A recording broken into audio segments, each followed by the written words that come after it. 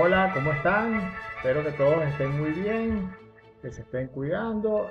Vamos hoy con un video sobre el tema de integrales dobles y su definición, la definición de estas integrales por medio de lo que se llaman sumas de Riemann. Es un video importante porque de alguna manera lo que vamos a hacer en este video se repite para otros tipos de integrales que uno puede construir. La construcción de las integrales, al menos las que son de tipo Riemann, es siempre similar. Y vamos a ver la técnica en este video. Y en un próximo video vamos a hacer aplicaciones, la interpretación geométrica de estas sumas de Riemann. Pero hoy nos vamos a concentrar en la parte analítica de la definición de las integrales dobles. Entonces, bueno, vamos a comenzar. Bueno, contento porque llegamos a 500 suscriptores en el canal. Sigan viendo los videos porque vienen cosas interesantes. Entonces, a los que vean el video y les guste, recuerden suscribirse al canal La Matemática es Fácil de YouTube. Entonces, bueno, vamos a comenzar. Entonces, bueno, aquí pregunto cómo surgen las integrales. Entonces, las integrales surgen de diferentes tipos de cálculo. Por ejemplo, al calcular el área debajo de una curva, o también puede ser que sea en física, cuando calculamos el trabajo que realiza una fuerza sobre una determinada trayectoria, o también puede ser calcular el centro de masa de un objeto. Entonces, hay diferentes problemas que nos llevan a considerar lo que se llama una integral. Y fíjense que aquí aparece, esto sería la integral del área debajo de la curva, aquí aparece el trabajo, aquí aparece la coordenada X del centro de masa. Entonces, ¿qué tienen en común todos estos objetos? Bueno, vamos a ver que hay cosas que son en común. Entonces, aquí les pongo que cualquier integral se puede ver como esta cosa. Hay un símbolo integral donde, qué y cómo. O sea, esas son las tres cosas que aparecen en cualquier integral. Es decir, que se debe especificar el objeto a integrar, es este que está acá. Tenemos que decir dónde ocurre la integración, el dónde este que tenemos acá y cómo se realiza la misma. Si ustedes ven estas integrales que están acá, van a ver que aparecen esas tres cosas que les estoy diciendo. ¿Dónde, qué, cómo? Entonces vamos a ver en nuestro caso, en el caso de integrales dobles, qué es lo que nos concierne, qué es lo que tenemos. Entonces, para nuestra integral doble tenemos una expresión de este tipo. Entonces, lo que vamos a integrar, el que es una función f de dos variables. El r, por el momento, es importante, va a ser un rectángulo. Después vamos a hacer estas integrales, como les digo, vienen cosas de aplicaciones, de cálculo. Vamos a ver que este r puede ser regiones más generales del plano, pero en este caso es un rectángulo colocado sobre el plano XY. Y el como es de x de y, esto es como un elemento infinitesimal de área. Entonces aquí le digo, nuestros parámetros son el f de x y, una función de dos variables que está definida en un rectángulo R del plano R2, y de x de y no lo piensa como un elemento infinitesimal de área. Entonces, bueno, recuerden, siempre cualquier integral es de esta forma. Vamos a seguir. Ok, entonces bueno, ese rectángulo que aparece en nuestra integral siempre se puede escribir, ¿verdad? En el plano, un rectángulo es un producto cartesiano de este intervalo AB situado sobre el eje de las X, multiplicado cartesianamente con un intervalo CD ubicado en el eje de las Y. Eso nos da un rectángulo en el plano. Vamos a pedirle a nuestra función que sea continua y que sea positiva sobre ese rectángulo. Entonces, la hipótesis de continuidad es importante para la construcción que vamos a hacer, la construcción de Riemann, y se pueden hacer integrales más generales, donde de repente se relaje un poco las cuestiones de la continuidad de la función, pero bueno, para nosotros la función va a ser una función continua y positiva en el rectángulo. Después también veremos que esta positividad no es tampoco necesaria, pero para la definición sí es mejor tenerla colocada de esta manera. Entonces, un concepto que es importante es el concepto de partición, que es lo que entendemos por partición de un rectángulo. Entonces, primero vamos a particionar los intervalos que conforman el rectángulo R. Entonces, yo particiono el intervalo, acuérdense que está sobre el eje de las X, introduzco o intercalo entre A y B n puntos, empezando con el propio A y el propio B, y entonces, de hecho son quizás n más un punto. Bueno, esto ustedes si vieron la construcción de la integral de Riemann para funciones de una variable, recordarán que aparece este tipo de partición. Entonces, una partición lo podemos ver también como una serie de intervalos que no se cortan entre sí salvo en un punto y cuya unión es el intervalo completo AB. Estos intervalos son los que van de estos extremos consecutivos, de x1 a x2 o de x2 a x3, etc. Entonces, que van con puntos consecutivos aquí en la partición.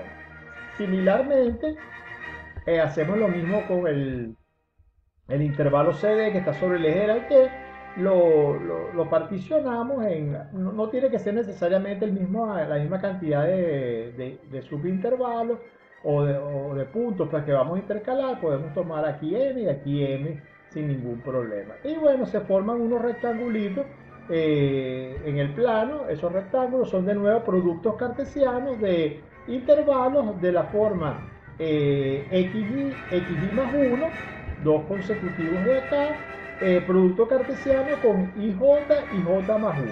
Y ese I y ese J recorren esto acá. En un próximo video vamos a hacer representaciones gráficas de esto, pero hoy vamos a tratar de ser analíticos. Bueno, piensen como una especie de malla, se forma una malla en el plano XY formada por estos rectángulos RI, J. ¿Tenemos cuántos rectángulos de ese tipo? Bueno, M por M, si uno piensa un poquito. Entonces, claramente, el rectángulo R se descompone como una unión de estos intervalos o estos rectángulos. Digo intervalos porque, bueno, estos rectángulos son lo análogo a los que son los intervalos en la recta real, pero son rectángulos de RIJ, unión de estos señores RIJ, y estos RIJ son disjuntos entre sí o a lo más se cortan y tienen un vértice en común o quizás un lado en común. Lo importante es que no tienen una región con área positiva en común. O sea, están, el área, si yo interseco cualquier par de ellos, el área de eso es cero. O sea, porque es a lo más un lado de los rectángulos. Entonces, este es el concepto de partición. Entonces, una partición es una unión de rectángulos de esta forma de nuestro rectángulo original. Entonces vamos a ver ahorita otros conceptos relacionados con la definición que vamos a hacer. Entonces los conceptos básicos, ¿cuáles son? Bueno, el primer concepto es el concepto de definición, la definición de lo que es una suma de rimas. Entonces, una suma de rimas asociada a una partición. Entonces yo tomo mi función f, particiono mi rectángulo R y tomo esta sumatoria. Esto es una suma doble, sencillamente, bueno, pongo aquí los índices I, J para no escribir dos sumatorias, pero es una suma tanto en I como en J de F de P y J, el área de R y J. Entonces aquí especifico A de R y J es el área del rectángulo R y J de mi partición y P y J es un punto arbitrario o etiqueta, también se usa ese término, sobre todo cuando uno trabaja con la integral de gestos curvos, que yo voy a hacer un video sobre esa integral. Uno usa el término de etiqueta para el punto que uno escoge dentro del intervalo del rectángulo R y J. Entonces estos puntos son, yo tomo un punto cualquiera y bueno, sumo esta cosa, el producto de mi función evaluada en el punto multiplicado por el área del rectángulo correspondiente R y J. Como les digo, después vamos a ver cuál es la interpretación de eso, se puede ver como una especie de volumen, bueno, es hecho un volumen de un paralelepípedo, pero ahorita el video es bastante analítico y vamos a mantenernos así. Ok. La otra cosa que aparece, ok, es la norma de la partición, la otra definición que es importante. ¿Qué es la norma de una partición? Bueno, yo voy a tomar sobre todos esos rectángulos, fíjense que tomo el máximo sobre IJ de la suma esta que aparece acá. Esto, si ustedes piensan, es el semiperímetro del rectángulo. Entonces, esto es el máximo de todos los semiperímetros de los rectángulos R y J. Uno se puede preguntar por qué se toma esto y no el área de los rectángulos, que sería como lo análogo a lo que uno hace en el caso de la integral de una función de una variable, donde se toma la longitud. Bueno, el área tiene un problema, es que el área puede ocurrir que el área sea pequeña y haya puntos que están lejos en el rectángulo. Si uno toma esta cuestión, cuando la partición tiene norma pequeña, uno obliga a que todos los rectángulos sean, los puntos estén próximos unos a otros, lo cual es importante para poder definir bien la integral. Bueno, seguro que hay otras normas que se pueden definir sobre una partición, pero bueno, yo tomé esta para hacer el video. Ok, ahora sí, ya tenemos listos los ingredientes, ya sabemos lo que es una partición del rectángulo R, ya sabemos lo que es su norma, y ahora vamos a definir lo que es la integral doble de una función de dos variables. Entonces, bueno, se define la integral doble sobre el rectángulo ese que tenemos de la función f de x y respecto a x, respecto a y, así se lee esta cuestión como el límite de que de las sumas de Riemann, pues una suma de Riemann cuando la norma de la partición se va haciendo cada vez más pequeña. Esto, si uno quiere ser estrictamente formal y cuidadoso, bueno, aquí hay que ver en qué sentido se toma este límite, pero yo no voy a entrar en esos detalles. La idea creo que es bastante clara. A medida que las particiones pues se van haciendo con normas más pequeñas, eso se llama refinar la partición, estas cantidades se van a ir aproximando, esta sumatoria, a un número, y ese número lo defino como la integral de la doble de la función. Entonces, no voy a entrar en detalle de qué es lo que significa el límite, porque eso nos llevaría a otras cosas. ¿Qué propiedades tiene este objeto que hemos construido, esta integral? Bueno, tiene las propiedades deseables de una integral, es lineal y vale la propiedad del valor medio. ¿Qué significa eso? Bueno, que si yo tengo un m que acota por debajo a mi función y tengo un m grande que la acota por arriba en el rectángulo R, entonces la integral doble de la función está metida queda ensanduchada entre el m, el valor que está por debajo multiplicado por el área del rectángulo, y es el otro extremo donde la podemos siempre ensanduchar es el m grande, el valor este que tenemos aquí que acota por arriba, multiplicado por el área del rectángulo. Esto es, si ustedes piensan, una propiedad del valor medio de la integral que acabamos de definir. Y la otra propiedad muy importante es la propiedad de linealidad. Es decir, que si yo sumo dos funciones, fíjense que estamos suponiendo que la función g es continua, entonces se le puede aplicar el procedimiento que acabamos de hacer con su límite, etcétera. Entonces, y alfa es un número real, la integral de esta suma es la suma de las integrales, y el alfa, como siempre, sale para afuera de la integral. La demostración de esto no la voy a hacer, pero es sencillamente aplicar la definición esta y ver que estas cosas ocurren para las sumas de Riemann, y bueno, entonces tienen que pasar en el límite, tienen que mantenerse lo que tenemos acá, la desigualdad esta y la linealidad. Yo los invito a hacerlo como un ejercicio para ver si entendimos la definición, probar este par de propiedades como una aplicación pues del concepto de integral como una suma de Riemann. Entonces no es difícil. Como les digo, sale de que las propiedades para la sumatoria son ciertas. Entonces, y uno en el límite va a ver que se mantiene. Háganlo como problema.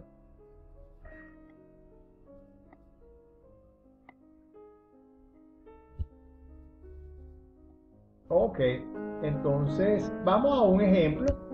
Vamos a calcular la integral doble sobre un cuadrado, en este caso, de la función x por y cuadrado respecto a x respecto a y.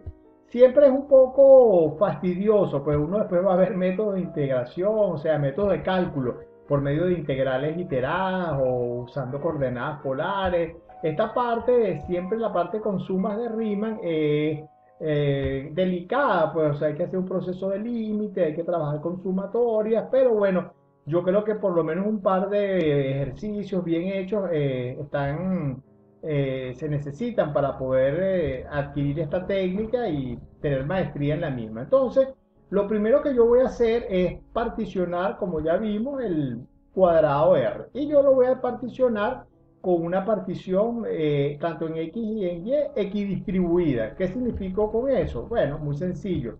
Yo tomo el xy como los puntos y sobre n y el yj como los puntos j sobre n, es decir, divido este intervalo y este intervalo en n pedazos. Entonces, mi y y mi j son enteros que se están moviendo entre 0 y n menos 1. Entonces se forman, si ustedes piensan, n cuadrado dentro del cuadrado 0,1, 0,1. Esos cuadrados todos tienen área 1 sobre n cuadrado. Esto tiene área total 1 y cada cuadradito de esos tiene área 1 sobre n cuadrado. Entonces, se me forman estos cuadrados, son en este caso también, porque fíjense que las longitudes son, aquí esta longitud es 1 sobre n y esta longitud es 1 sobre n. Se me forman mis rectángulos que eran rectángulos antes, pero en este caso son cuadrados, r y j.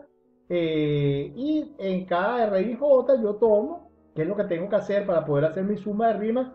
Una etiqueta. ¿Qué punto tomo? El punto es arbitrario y yo, para simplificar los cálculos, tomo I sobre N, J sobre N. Fíjense que el asunto es que yo puedo hacer todo esto porque yo sé que este límite, el límite de cuando la norma de la partición tiende a cero de la suma de Riemann, eso va a ser un valor y yo puedo hacer este procedimiento de diferentes maneras. Pues entonces yo lo hago de la manera más sencilla. ¿Cómo sé que me va a dar un valor? Bueno, sencillamente porque mi función x por y cuadrado, eso es un polinomio, ¿verdad? Continua en el cuadrado 0,1, 0,1. Entonces, al saber que el límite existe, yo puedo tomar estas particiones de la manera más sencilla posible para poder trabajar con esta expresión que está acá, que es mi suma de Riemann asociada a la partición esta que está acá. Si uno toma otras cosas que uno podría tomar, particiones que no sean equidistribuidas, por ejemplo, n intervalos en el eje X y m en el Y, etcétera, estas expresiones se van a hacer más engorrosas. Entonces, vamos a tratar de hacerlo de la manera más sencilla posible. Entonces vamos a seguir con nuestro ejemplo. Entonces, la suma que aparecía antes es, si ustedes evalúan, yo los invito, pues la función en el puntico en la etiqueta esa y sacan el área del rectángulo, nos va a quedar esto acá. Yo lo separo de esta manera convenientemente, lo multiplico como, sabemos que esa suma doble se puede escribir como un producto de esta sumatoria. Ese tipo de cosas tienen que estar pilas para poder hacer esta cosa con sumas de Riemann, las propiedades elementales de la sumatoria. ¿Por qué lo hago de esta manera? Porque yo sé cómo se comportan esto. Aquí estoy haciendo un poquito de trampa para las funciones de una variable. Sé que estas cosas me van a dar valores por lo que sabemos de funciones de una variable. Lo estoy picando como en dos integrales de alguna manera que yo sé calcular. Entonces, bueno, aquí usando la famosísima fórmula de la suma de los primeros números, obtengo que esta sumatoria es 1 sobre n cuadrado, n por n más 1 sobre 2. Esta fórmula, se recuerdan, la descubrió, pues la redescubrió el niño Gauss cuando estaba en el colegio. Ese es un cuento muy bueno, pero lo voy a echar por si alguien no lo conoce. Gauss estaba en el salón de clases, sus compañeros se estaban portando mal, vamos a suponer que él no, y el maestro los regañó y los castigó. Y les dijo que no se podían ir a la casa hasta que sumaran todos los números del 1 al 100. Entonces, bueno, esos pobres niños, que era una escuela de niños, de hecho pobres, en Alemania, tendrían hambre, y se tenían que quedar sumando 1 más 2 más 3 hasta llegar a 100 en sus pizarritas, lo cual era un trabajo bastante grande. Yo creo que se estaban portando bastante mal. Y como a los 30 segundos, a los 40 segundos que el maestro propuso el tema, apareció el niño Gao con su pizarra y con el valor de la suma. El maestro pensó que en principio se había equivocado, que no lo había hecho bien, pero revisando el resultado se dio cuenta que era correcto. ¿Cómo hizo Gauss para sumar tan rápido? Bueno, él se dio cuenta que si él sumaba 1 y 100, los dos extremos, eso le daba 101. Y si sumaba 2 con 99, eso le daba 101.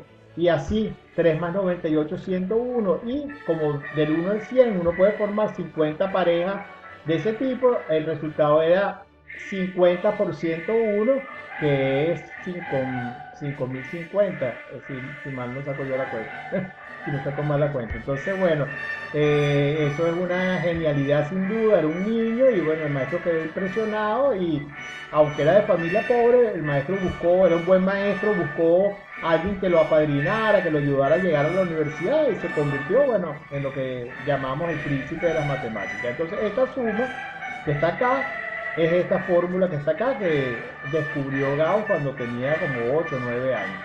Y bueno, simplificando un poco, nos queda un medio por 1 más 1 sobre n. Y también tenemos esta que está acá, que es un poco más engorrosa porque la suma de los cuadrados no es tan buena, es esta expresión que está acá. Pueden hacer estas pruebas por inducción matemática, es un buen ejercicio, si no recuerdan eso. Entonces, bueno, pero es esto que está acá, la suma de los cuadrados, desde 0 hasta n, me queda esta cosa que tenemos acá.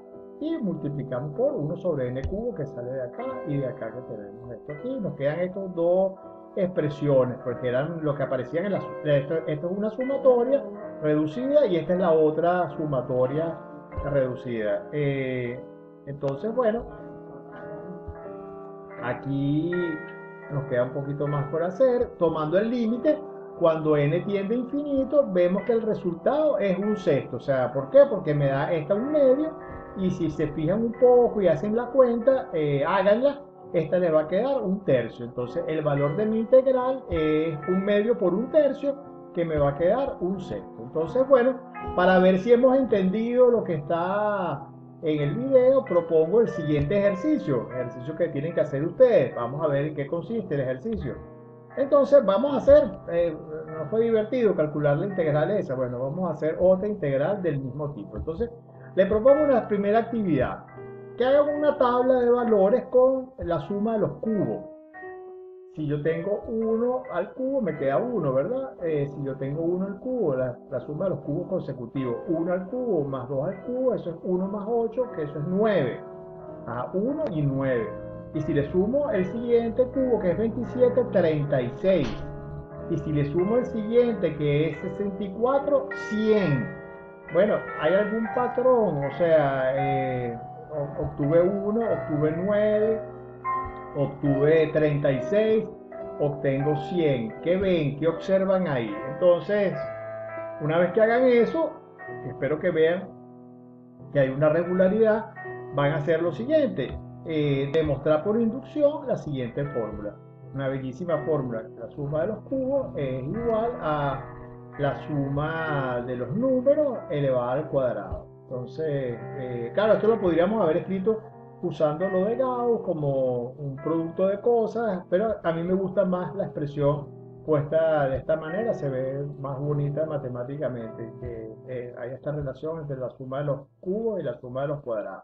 Y bueno, última parte, calcular usando lo que hemos hecho, y las sumas de Riemann, por supuesto, la integral doble sobre el cuadrado. R es el cuadrado, el mismo cuadrado, no lo voy a torturar, el mismo cuadrado, 0,1 cruz 0,1, pero la función la vamos a cambiar un poco, x al cubo, y de x de y. Entonces, bueno, esto obviamente, esta suma de cubos va a ser importante.